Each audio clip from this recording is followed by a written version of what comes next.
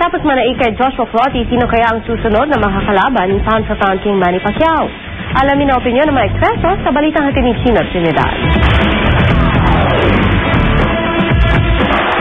Lahat ay nadismaya sa pag-iwas ni Joshua Clottey na makipagsabayan kay Manny Pacquiao. Nagmukha tuloy kinubra lang ni Clottey ang kanyang pera at hindi man lang sinubukang agawin ng corona mula sa WBO welterweight champion.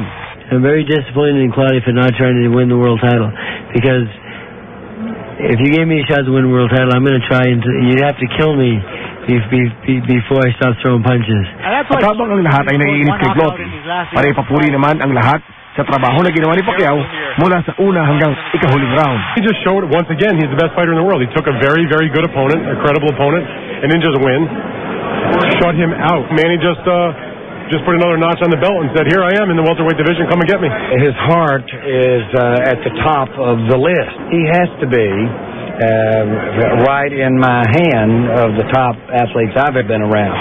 Habang pahinga muna nasa isipan ng 7 Division World Champion, ang CEO ng Top Rank Promotions nag-iisip na ng sunod na ihaharap niya kay Pacquiao.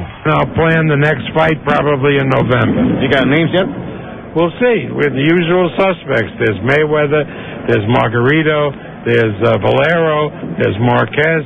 Sa tagumpay na tinamasan ng laban ng Pacquiao versus Clottey, wala nang problema sa pagdarausan sapagkat ngayon pa lang ay nakapila na ang may-ari ng Dallas Cowboys Stadium. We got to see Manny Pacquiao again here? I hope so.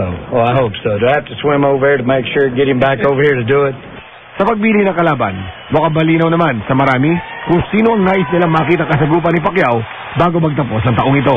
I hope he's going to be fighting the winner of May 1, Mayweather or Mosley. I really like to think that this guy will step up to the plate and we'll see the greatest fight that's going to happen in our generation, not the greatest fight that never happened, because that would be a travesty for boxing. Mula sa Los Angeles, California, Sinod Trinidad, GMA News.